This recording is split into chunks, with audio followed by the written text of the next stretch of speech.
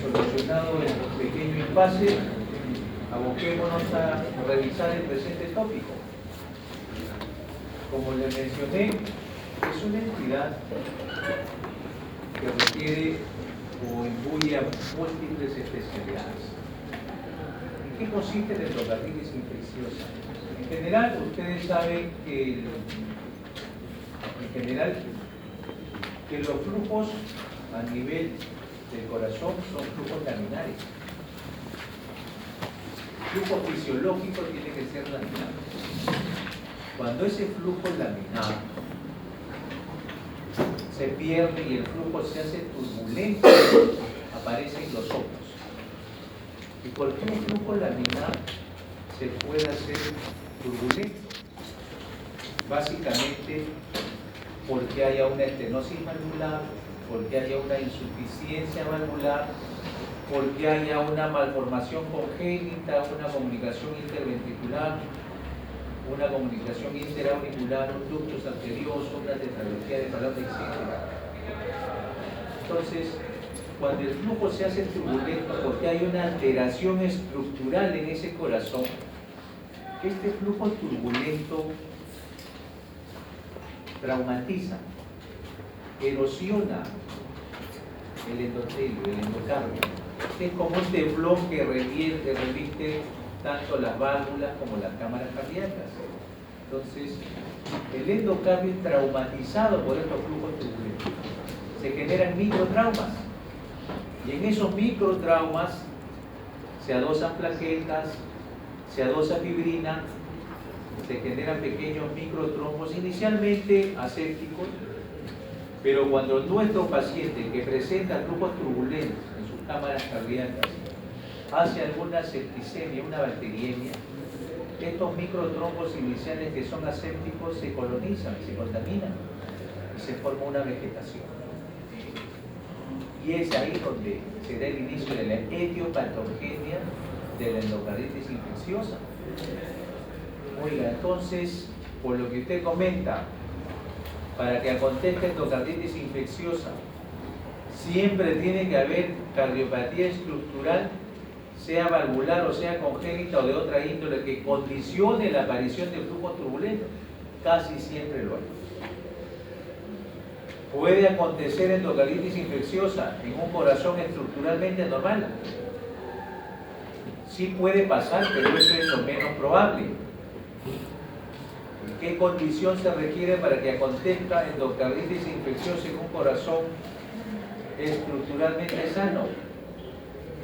Una condición, que el agente etiológico sea bastante virulento, bastante agresivo. ¿Qué agente es ese? El estafilococo aureus.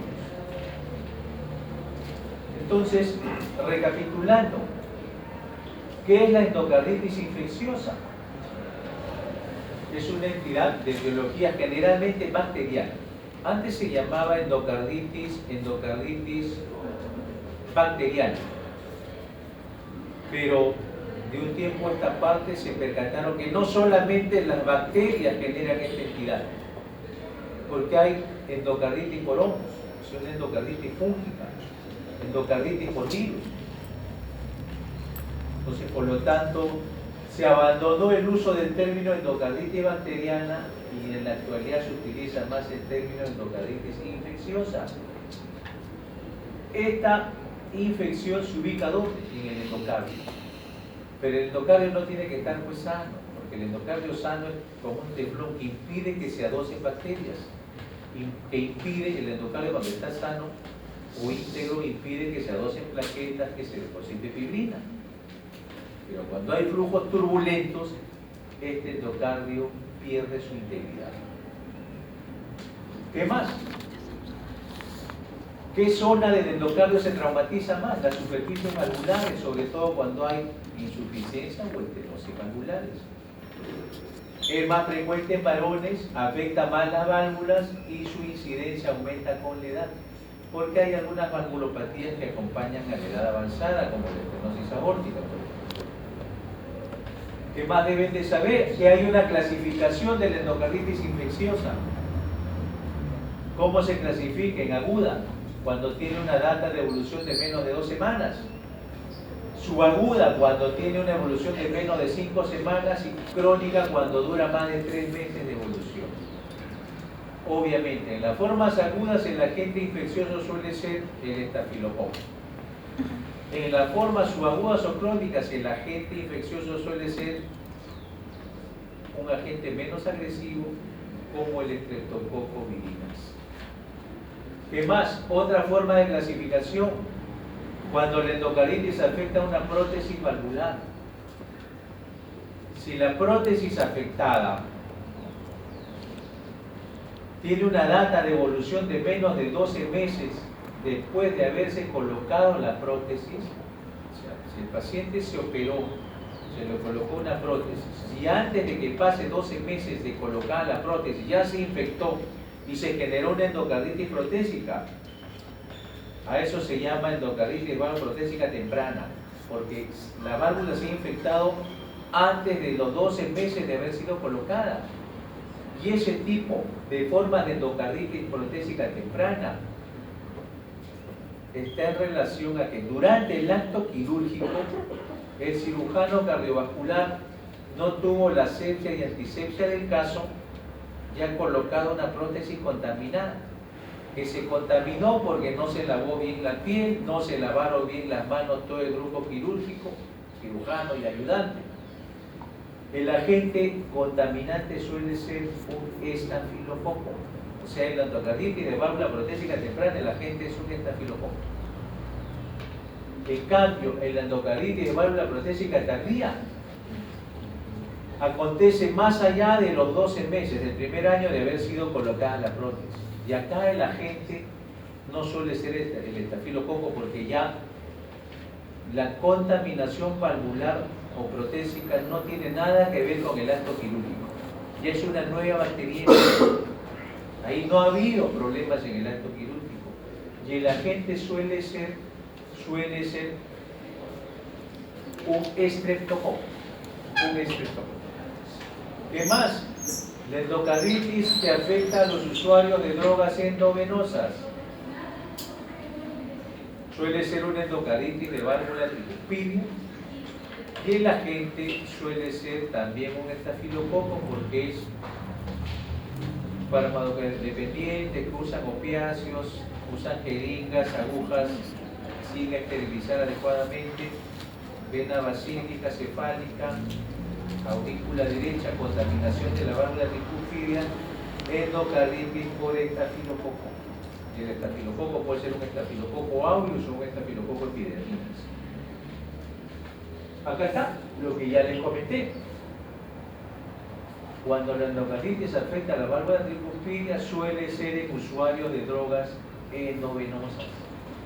Y el agente etiológico más asociado es el estafilococo aureus, con una mortalidad significativa. Esto es lo de la fisiopatología que les comenté al inicio de la clase. ¿Qué es lo que acontece? Generalmente hay cardiopatía estructural subyacente, ya sea valvular o congénita. Hay flujos turbulentos, estos flujos turbulentos generan lesión endotelial, microtraumas, despulen el endotelio o el endocardio. ¿Esto qué genera? En estas zonas de microtraumas se depositan inmunocomplejos, pero antes que se depositen inmunocomplejos, se depositan plaquetas, fibrina. Inicialmente se generan microtrombos, hay trombos asépticos. En esa primera instancia se llama endocarditis trombótica no bacteriana. Hay pequeños trombitos o microtrombos que aún no están contaminados, totalmente asépticos. Y en esos microtrombos, ¿qué hay? Plaquetas y fibrina, nada más. No hay bacterias. Por otro lado, todas las personas en algún momento del día podemos hacer pequeñas bacterias, más aún si somos usuarios de drogas endovenosas, si tenemos focos sépticos a nivel dérmico, a nivel de la piel, a nivel dental, a nivel de mucosa respiratoria, genitourinaria, gastrointestinal. Siempre hay pequeñas bacteriemias. esas pequeñas bacteriemias transitorias van a generar que las bacterias se adhieran y colonicen estos microtrombos que inicialmente son asépticos. Y una vez que se colonizan, obviamente este es un caldo de cultivo bastante propicio para la multiplicación bacteriana, se genera la vegetación séptica.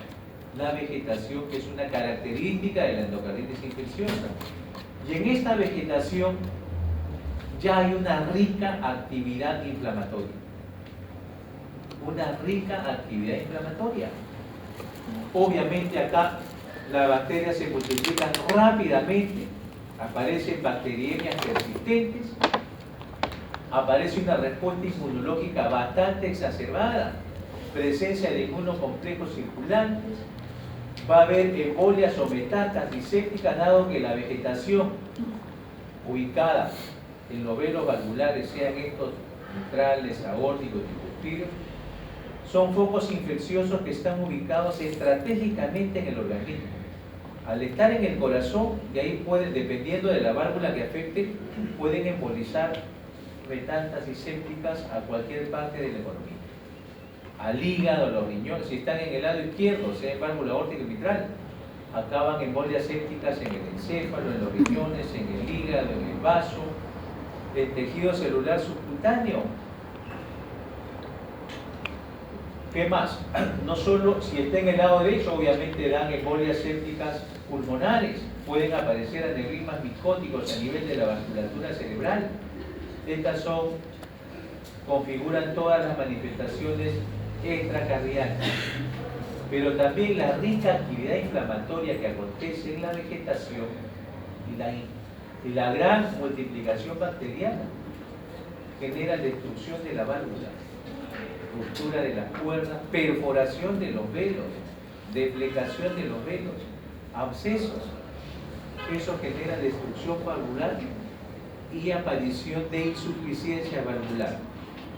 Si es en el lado izquierdo, insuficiencia mitral severa; si es en la válvula aórtica, insuficiencia aórtica severa, lo que da las manifestaciones cardíacas, disnea, apnea, soplo de insuficiencia.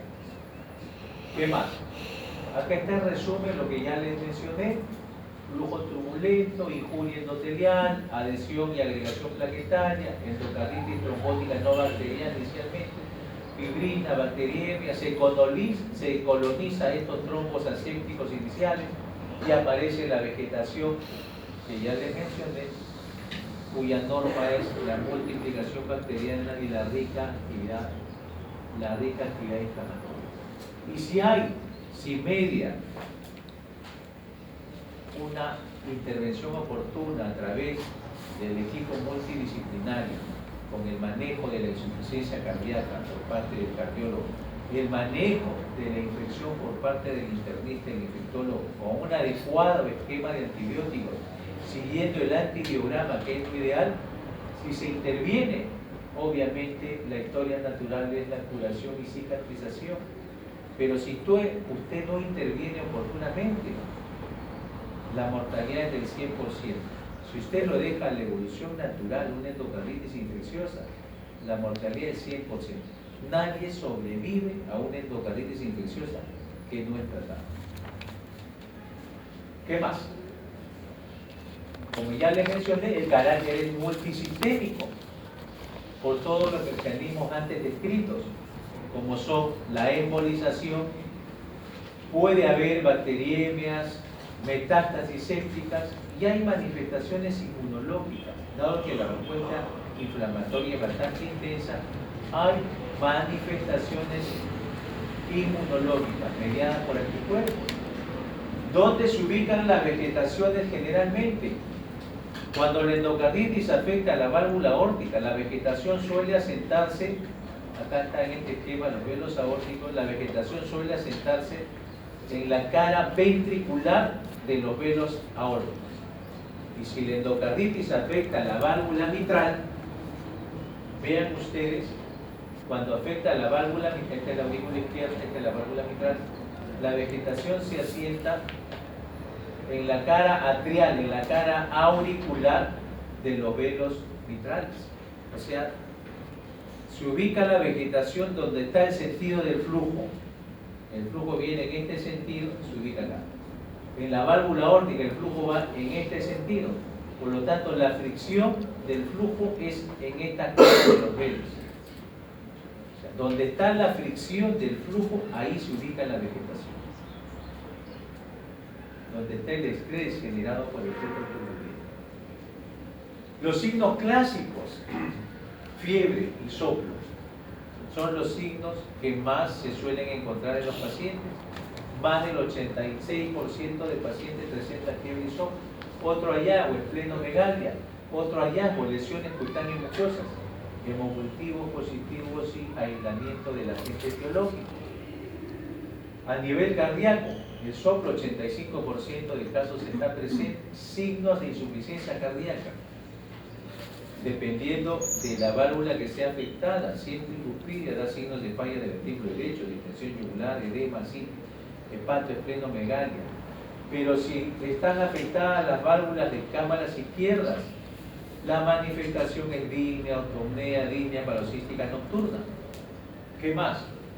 Puede haber trastornos de ritmo, fibrilación auricular, flúter, o trastornos de la conducción, bloqueos aurículo-ventriculares de segundo o tercer grado, bloqueos completos, porque estos trastornos de la conducción pueden generarse porque el paciente con endocarditis le puede acontecer o se le puede presentar abscesos perivalvulares, abscesos dentro del corazón. Y estos abscesos, cuando están ubicados a nivel del anillo aórtico, pueden diseccionar el sistema de conducción, seccionando el sistema de conducción a nivel del nodo aurículo-ventricular. Y al paciente le aparece un bloqueo AV completo. En un paciente con endocarditis y en mi electro me encuentra un bloqueo AV completo que no lo tenía al ingreso, es altamente probable que ese bloqueo sea generado porque a nivel del anillo aórtico se ha formado un absceso y el absceso ha seccionado el sistema de conducción. Por lo tanto, el paciente le aparece en el trazado EKG un bloqueo AV de tercer grado completo. A nivel periférico, hemorragias en astilla, nódulos de Osler, lesiones de Janeway, petequias, sobre todo a nivel distal.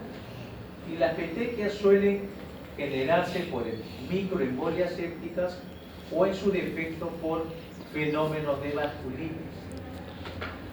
¿Cómo se ve? Vean, a nivel de lechos unguiales, estas hemorragias en astilla, acá, o estas petequias, son microembolias sépticas o fenómenos de vasculitis. O acá, ven, a nivel plantar, pequeñas petequias, hemorragias en astilla, nódulos de Osler, lesiones de Janeway, estas lesiones más extensas que ya no lucen como hemorragias en astilla. Esta es una hemorragia en astilla. Lesiones de Janeway, ya más parecen equimosis. Lesiones un poco más extensas respecto a las hemorragias en astilla. A nivel conjuntival, hemorragias conjuntivales, petequias conjuntivales. A nivel retiniano, para eso hay que echar mano al fondo de ojo. Manchas de Roth en el fondo de ojo, en la fundoscopía. A nivel neurológico, puede aparecer en el paciente signos de focalización, hemiparesia, derecha o izquierda, ya sea por accesos cerebrales, embolismos cerebrales, meningitis, aneurismas micóticos, encefalopatías tóxicas. A nivel renal, el paciente puede presentar glomerulonefritis, insuficiencia renal, síndrome nefrítico, que se caracteriza por la presencia de hipertensión y hematuria.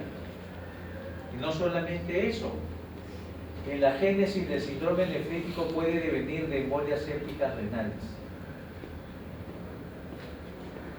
En el examen de laboratorio, el más valioso o los más valiosos son los hemomultivos, porque nos va a permitir identificar el agente etiológico y eso es Eso es fundamental en el tratamiento de la endocarditis infecciosa, identificar el agente. Y ahí es crucial los hemocultivos. El hemograma, ¿qué nos puede mostrar? Anemia normocítica, normocrómica, trombocitopenia, reactantes de fase aguda elevados como proteína C reactiva incrementada, velocidad de sedimentación globular incrementada, leucocitosis marcada, factor reumatoideo positivo, presencia de inmunocomplejos circulantes.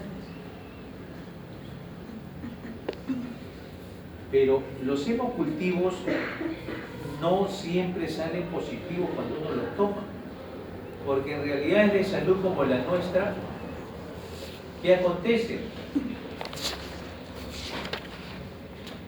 El acceso a antibióticos es bastante fácil en los sistemas de salud peruanos. Usted va a cualquier botica, pide una amoxicilina, un Bactrim y se lo vende. Y el paciente se automedica. Va a la posta, a cualquier consultorio, o va de frente el paciente, estoy con fiebre y me duelen los huesos. Ya el dependiente, el boticario, le da 10 amoxicilinas o 10 ciprofloxacinos y el paciente se lo va a tomar. Entonces, por lo tanto, muchos pacientes que vienen a los servicios de salud ya vienen, entre comillas, con un manoseo de antibióticos. Y a veces eso interfiere con la captación de un adecuado hemocultivo. El hemocultivo sale negativo. Y eso lo van a ver frecuentemente en las salas de medicina interna. ¿Qué salió en los hemocultivos? No ha crecido nada. Y el paciente está con fiebre, sigue mal, sigue inestable. Otro examen u otra herramienta importante en el manejo es la ecocardiografía, porque nos permite detectar la presencia de vegetaciones con una sensibilidad variable que va entre el 50 y el 90%. La sensibilidad aumenta si usted utiliza un eco transesofágico, porque si utiliza un eco transtorácico, la sensibilidad es esta. Con la ecocardiografía transesofágica, la sensibilidad rebasa el 90%, porque el ecocardiograma transtorácico, las vegetaciones pequeñas de menos de 2 milímetros no se observan. ¿Qué más? Obviamente que un estudio ecocardiográfico salga negativo en la valoración inicial no quiere decir que el paciente no tenga endocarditis, porque de repente está en un estadio evolutivo donde está en microvegetaciones y estas no son visibles a la resolución que pueda tener el ecocardiograma. ¿Qué más? También el ecocardiograma nos es útil para determinar cuál es el tratamiento quirúrgico a instaurar y también valorar las complicaciones, si hay presencia de abscesos, cuerdas de líneas rotas, perforación de velos, fístulas, abscesos. Acá está, esta es una modalidad de eco, pero transesofágica. El traductor está acá. Vean, esta es la aurícula izquierda, el ventrículo izquierdo, el centro, el ventrículo derecho, esta es la válvula tricuspina, esta es la válvula mitral. Acá hay una estructura que no corresponde al velo mitral, esta es una vegetación. Es una vegetación. ¿Cómo se diagnostica la endocarditis infecciosa? Básicamente, en la actualidad se utilizan los criterios de Durack. Durack es un investigador de la Nación de Duke. Entonces, propuso criterios mayores, los cuales son utilizados hasta la fecha. Inclusive están todavía en la guía publicada del 2016, la Guía Europea sobre Endocarditis Infecciosa, que es la referencia bibliográfica de publicación más reciente. Por ejemplo, ¿qué son los criterios mayores? Que el hemocultivo sea positivo para endocarditis infecciosa. ¿Y cuándo un hemocultivo es positivo para endocarditis? Cuando usted logra aislar el agente etiológico en 2 hemocultivos separados.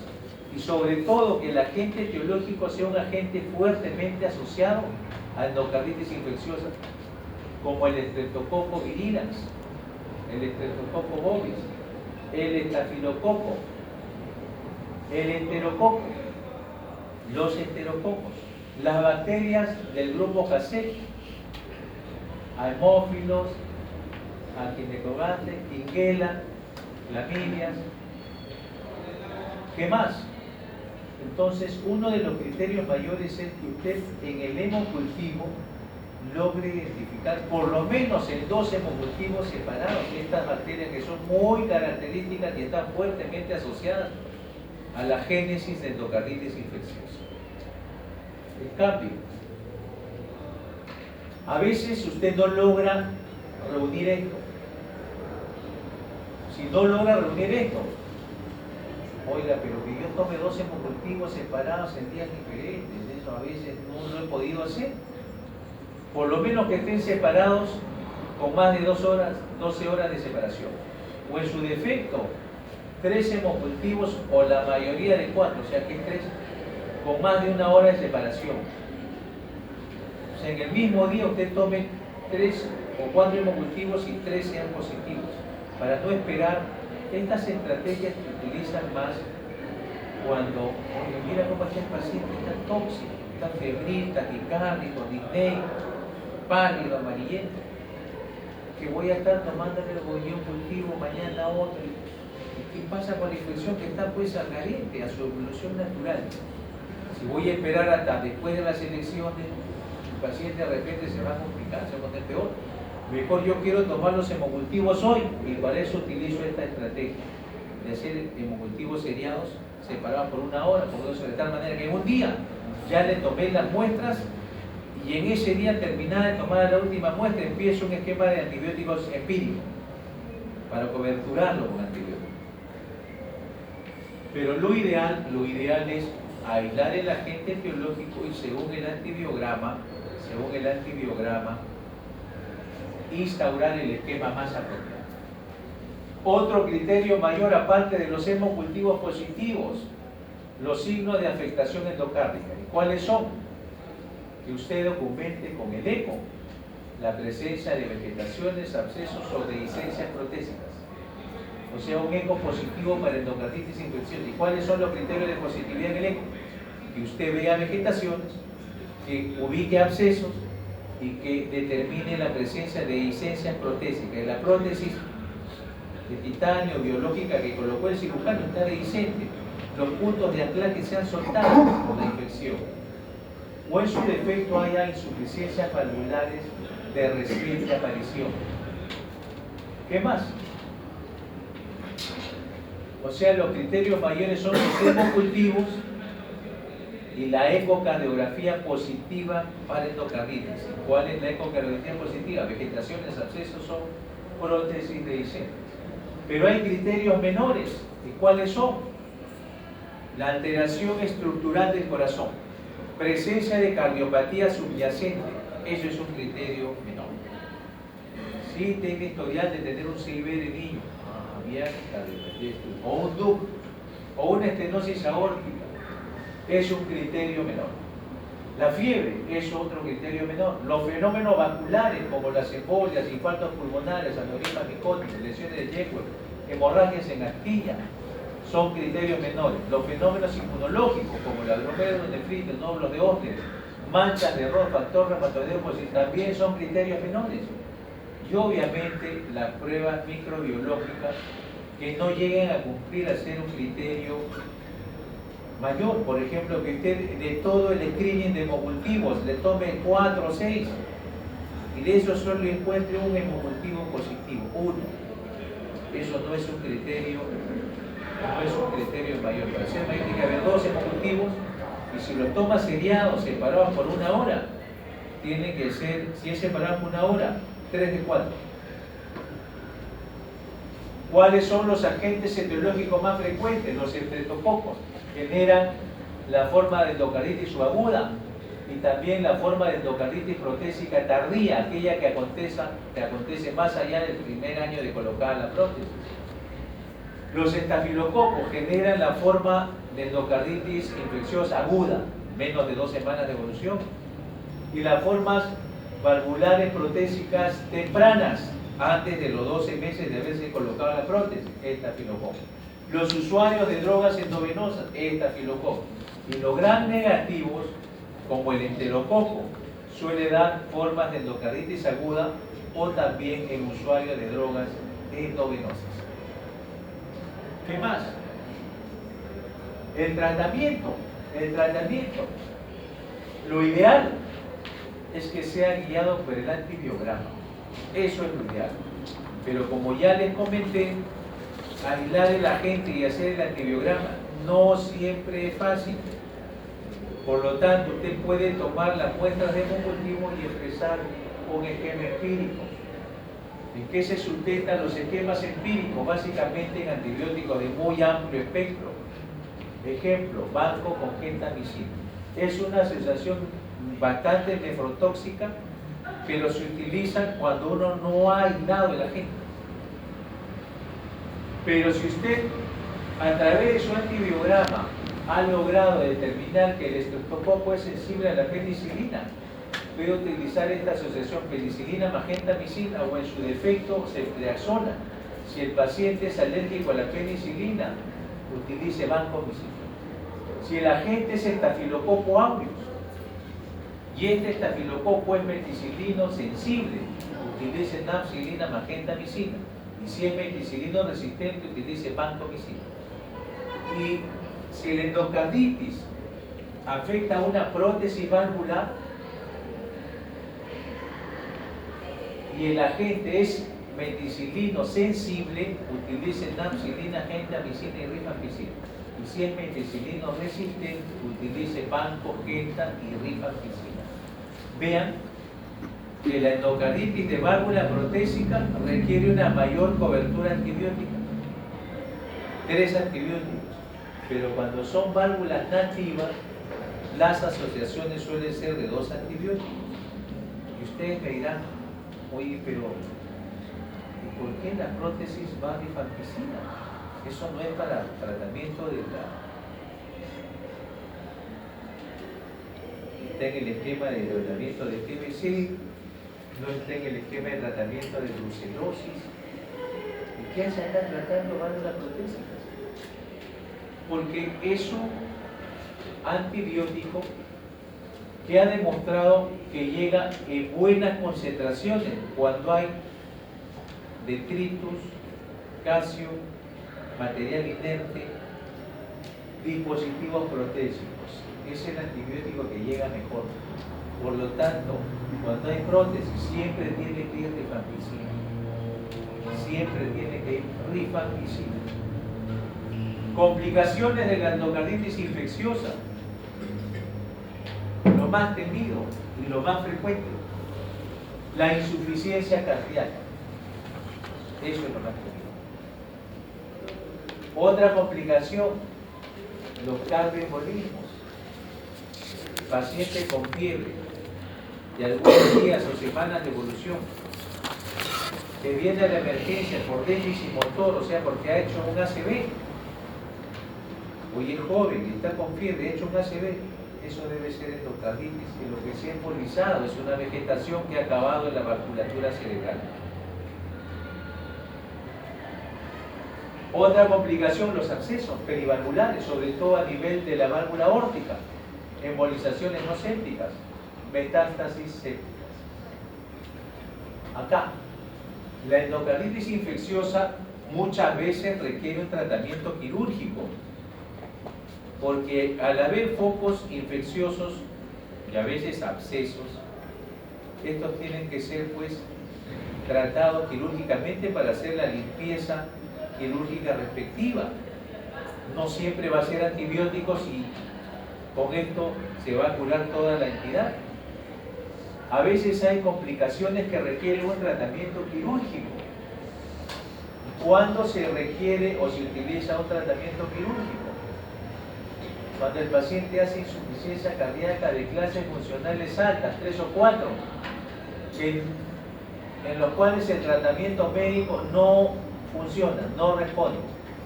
Si el paciente está en falla cardíaca sin una adecuada respuesta al tratamiento médico, se debe hacer el cambio valvular urgente. Porque los antibióticos, los IECA y la furosemida, el spironolactona que usted puede instaurar, no van a reparar la válvula. La válvula se repara quirúrgicamente. Si el paciente porta una insuficiencia aórtica severa, cambio valvular urgente. se tiene que operar el paciente. ¿Qué más? Si la endocarditis es por hongos, también el paciente requiere un cambio valvular, requiere una cirugía. Si el paciente tiene una clase funcional 1 y a pesar del tratamiento médico empeora, también cambio valvular urgente. Por lo tanto, como ustedes ven, ¿cuáles son las causales para que un paciente vaya a cirugía de cambio valvular? O sea, requiera un tratamiento quirúrgico. La insuficiencia cardíaca es la principal causa. La insuficiencia cardíaca. Porque esta insuficiencia cardíaca le viene de una destrucción valvular. Y la válvula hay que reemplazarla. La válvula, una vez que está perforada con cuerdas rotas, hay que reemplazarla por un dispositivo protésico, por una prótesis valvular. Otras indicaciones de cirugía, aparte de la valvulopatía, que hay una prótesis disfuncionante, que la prótesis esté dehiscente, los puntos de sutura que anclaban la prótesis producto de la infección, se han soltado y la prótesis está dehiscente. ¿Qué más? Sepsis persistente. A pesar del esquema antibiótico que haya instaurado usted, el paciente sigue con fiebre. Oiga, ya va un mes con fiebre. ¿Y dónde está la vancomicina y la rifampicina y la gentamicina? Oiga, cuando hay un absceso, eso hay que hacer una limpieza quirúrgica. Los antibióticos hacen lo que buenamente pueden hacer, pero no alcanzan. Hay que hacer una cirugía tórax abierto, hacer una limpieza quirúrgica, retirar el tejido despitalizado y después de la limpieza quirúrgica colocar una prótesis en la zona de la válvula afectada. ¿Qué más? Endocarditis por agentes difíciles de tratar como los hongos. Endocarditis fúngica requiere generalmente el tratamiento quirúrgico. Los gram negativos como el enterococo, el estafilococo aureus, sobre todo si infecta prótesis y no hay respuesta al antibiótico instaurado, requiere tratamiento quirúrgico. Los abscesos, periprotesis, las fístulas. Entonces, las vegetaciones grandes, embolias a repetición, presencia de vegetaciones grandes en la ecocardiografía, deben ser operados, deben ser tratados quirúrgicamente. Y esto es lo que ya les mencioné. La insuficiencia cardíaca es la complicación más frecuente y la más grande. Generalmente, cuando la destrucción valvular es severa, y eso se valora por la ecocardiografía, el paciente tiene que operarse. En esa hospitalización, no es que, mira, usted ya se le dio sus 6 semanas de antibiótico y venga de acá al otro año. No va a tolerar teniendo una severa destrucción valvular con una severa insuficiencia. Ese paciente no va a tolerar muchas semanas. Tiene que ir a operarse. Tiene que ir prontamente o precozmente a operarse. Pero un hospital estatal a veces eso no pasa. Que vaya, cómprese la válvula, que el CIS lo tramita de acá a 6 meses. Y muchos pacientes fallecen en la espera de una cirugía que en el papel debe ser precoz, pero que en la vida real no lo es tanto. Y acá está, para los que quieran abundar en el tópico, los que quieran abundar en las guías, ahora ya están, en el 2016 las publicaron en español, pero en inglés pues es un inglés médico que no es complejo, que es bastante entendible, se requiere un nivel de inglés básico para entender. Vean, lo que está en las transparencias, no quiero ser redundante, no ha cambiado mucho. Se sigue utilizando los criterios de la Universidad de Duke. Criterios mayores son los hemocultivos positivos. ¿Y cuál es el otro criterio mayor? La ecocardiografía positiva. Ese es el otro criterio mayor. Unos son los hemocultivos positivos y los otros la ecocardiografía positiva, ya sea por la presencia de vegetaciones, de abscesos, perforaciones valvulares. ¿Qué más? Que hay criterios menores, también ya les mencioné. está en la transparencia. ¿Qué más? ¿Cómo se hace el diagnóstico? Endocarditis infecciosa definida o confirmada. Que en la patología, usted después obviamente que ya operó al paciente, hace el exéresis de las vegetaciones, si tenga pues vegetación, bueno, a nivel patológico, bueno, ahí está definido. Pero si usted no tiene patología, no tiene vegetaciones que haya obtenido en el acto quirúrgico, tiene que utilizar criterios clínicos para diagnosticar. ¿Y cuáles son los criterios clínicos? Que usted acopie dos criterios mayores. Si hay hemocultivos y ecocardiografía positiva, están los dos criterios mayores, es una endocarditis infecciosa definida o confirmada. Pero la otra opción es que usted tenga un criterio mayor y 3 criterios menores. O en su defecto que usted acopie 5 criterios menores. Endocarditis posible, un criterio mayor y uno menor. Endocarditis posible, 3 criterios menores. ¿Qué es lo más frecuente utilizar o encontrar? Muchas veces las dos primeras formas, o encontrar los dos criterios mayores es lo ideal, pero a veces los hemocultivos, que usted obtenga 2 hemocultivos positivos o 3 de 4 positivos, es laborioso, no es muy fácil por el manoseo antibiótico previo. Entonces, lo más factible que se encuentra en los hospitales suele ser un criterio mayor, que suele ser o el hemocultivo, la ecocardiografía, y 3 criterios menores. Y esto es de las guías. No quiero atosigarlos en el tema, lo pueden revisar en extenso en el documento, pero así, a grosso modo, vean ustedes. ¿Qué dicen las guías de endocarditis? Endocarditis infecciosa debida a estreptococo. Debida a estreptococo. Como el estreptococo, ya mencionamos, no es un agente muy agresivo, dadas las formas subagudas o las formas crónicas, la duración del tratamiento solo es 4 semanas. ¿Y qué se puede utilizar? Penicilina G o amoxicilina o ceftriaxona. ¿Qué más? ¿Qué más? Pero a veces el paciente es alérgico a la penicilina. En esos casos se utiliza vancomicina. Por ahí, el tratamiento estándar histórico, suele ser 4 semanas. Pero esta duración del esquema es si es que este estreptococo o esta cepa tiene una concentración inhibitoria mínima que está por debajo de 0,125 miligramos por litro.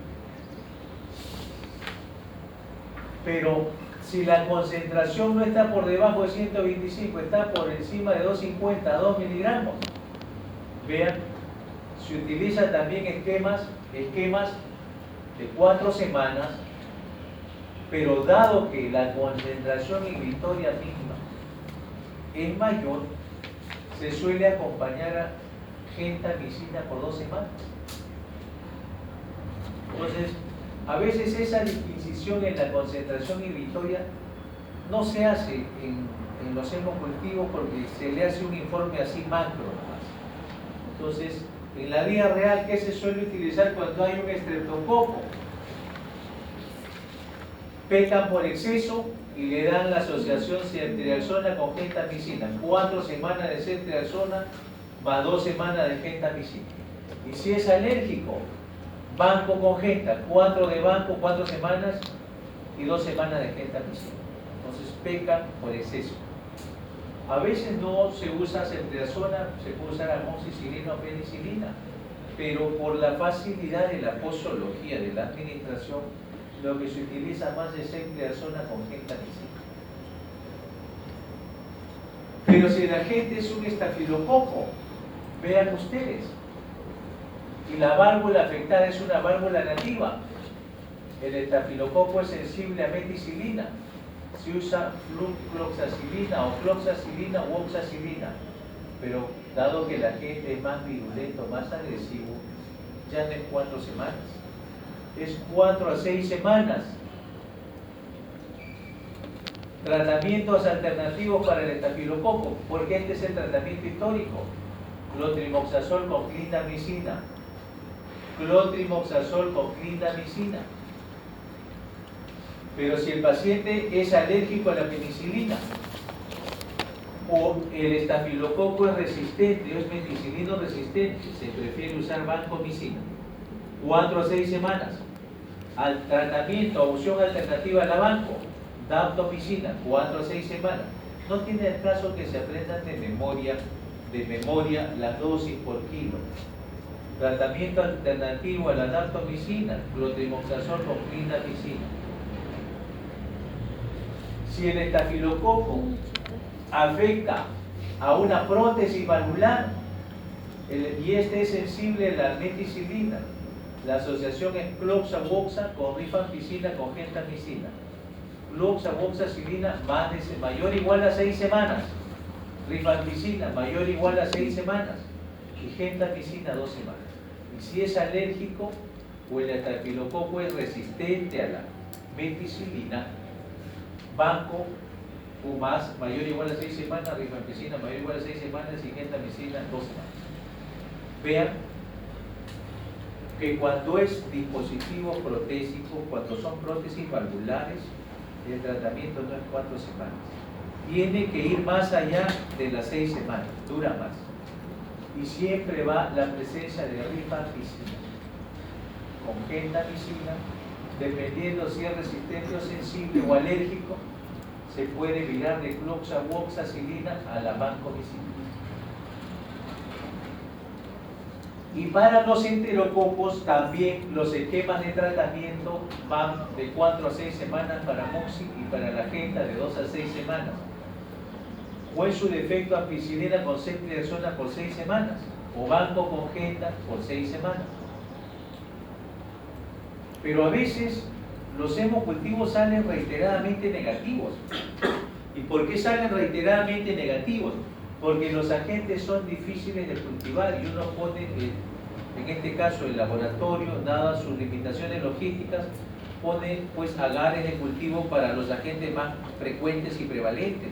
No utiliza medios de cultivo especiales o específicos para que crezca Bartonella, Legionella o Brucella. Por lo tanto, no encuentran esos agentes. Entonces ahí dicen, oye, le hemos tomado 6 hemocultivos, todos salen negativos. No vaya a ser que sean estos agentes que son más esporádicos. Si es Brucella, se usa doxiciclina, 3 a 6 meses. Doxi más clotrimazol más rifampicina, 4 por 3 a 6 meses, los 3 fármacos. Si es Klebsiella burnetii, doxiciclina más hidroxicloroquina, más de 18 meses de tratamiento. Vean, en estos agentes que son raros y esporádicos, los esquemas duran meses, hasta inclusive años. Si es Bartonella, doxiciclina 4 semanas, más gentamicina 3 semanas.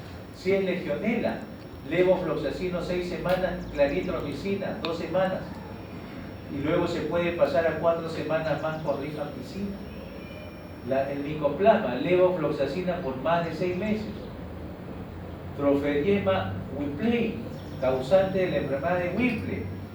Se utiliza doxiciclina más hidroxicloroquina, mayor o igual a 18 meses, año y medio. Entonces, vean ustedes que no todo en endocarditis, no todo es entre estococo y estafilococo. Hay agentes raros, bastante virulentos también, que requieren esquemas de antibióticos de larga duración y que requieren cultivos o medios de aislamiento más complejos. Entonces, para eso se requiere pues de que el infectólogo esté trabajando codo a codo, mano a mano con el cardiólogo, con el cirujano cardiovascular, con el médico internista, con el nefrólogo si es que hay afectaciones, etcétera, etcétera, etcétera. Y para terminar, esto también está en las guías. ¿Cuándo se hace profilaxis para endocarditis infecciosa? Antes se utilizaba indiscriminadamente.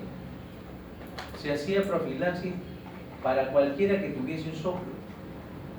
Le van a hacer una endoscopía al paciente. Tiene un soplo. A ver, cuéntame. Parece un soplo de C y B. Ya, Profilaxis. Darle ampicilina con gentamicina. O a veces le van a hacer una broncofibroscopía porque tiene un soplo, sí, ya dale profilaxis, gentamicina. Entonces, en las guías, esa práctica indiscriminada de cualquier soplo que cortara el paciente se le daba antibiótico, por si acaso no vaya a ser que se infecte esas válvulas, porque durante la endoscopía, la cistoscopía, se vaya a contaminar, vaya a acontecer una bacteriemia y el paciente día después va a ser una endocarditis infecciosa. Antes eso se usaba indiscriminadamente. Pero, ¿qué dicen las nuevas guías? Dicen lo siguiente: solamente se deberá hacer profilaxis en los pacientes de alto riesgo para endocarditis. ¿Y quiénes son los pacientes de riesgo elevado para endocarditis? Los pacientes que porten válvulas protésicas. En ellos sí. En los pacientes que tengan algún material protésico, ya sea un microclip, ya sea un amplace para un cierre CIB, cualquier material protésico que se haya utilizado para reparar una alteración estructural. ¿Qué otros pacientes tienen alto riesgo de hacer endocarditis? Aquellos que han hecho un episodio previo de endocarditis infecciosa. No, ya estuvo internada el año pasado, 6 semanas, recibió tratamiento completo. Ah, si ya tuvo un episodio previo, es alto riesgo de hacer nueva endocarditis infecciosa. ¿Qué otro grupo poblacional tiene un alto riesgo? Los que tienen cardiopatías congénitas, sobre todo cianóticas. Por lo tanto, hay tres grupos de pacientes que son de alto riesgo para hacer endocarditis: los que tienen prótesis valvulares, los que han tenido endocarditis antes y los que tienen cardiopatías congénitas cianóticas, la tetralogía de Fallot, la atresia tricuspidia, la transposición de grandes vasos. Ellos son los únicos pacientes que deben recibir profilaxis con antibióticos cuando van a qué tipo de procedimiento.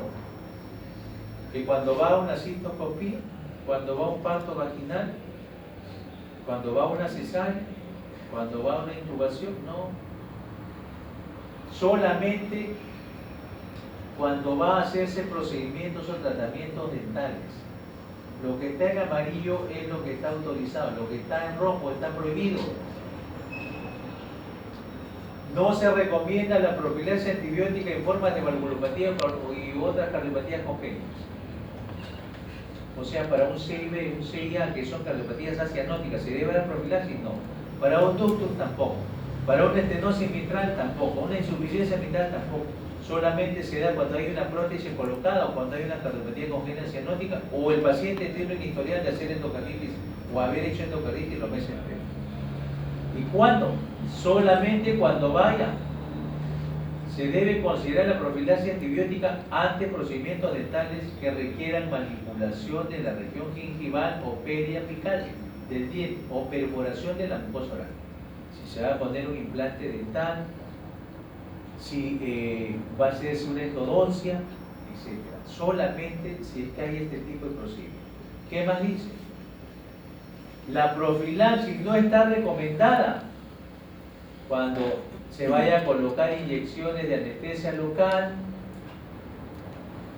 cuando las caries sean superficiales y en otros procedimientos. Por ejemplo, la profilaxis no está recomendada en los procedimientos de trato respiratorio, como broncoscopías, laringoscopías, intubaciones, endotraqueales, gastroscopías, colonoscopías, cistoscopías, partos vaginales o por cesárea, encontrarse esofágicos, procedimientos cutáneos o de tejidos blandos.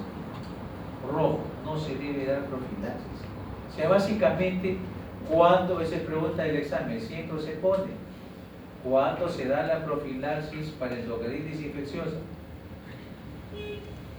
En los siguientes casos: si hay prótesis valvulares, si la cardiopatía es cianótica y si el paciente ha tenido antecedentes de endocarditis. ¿Y ante qué procedimiento se da?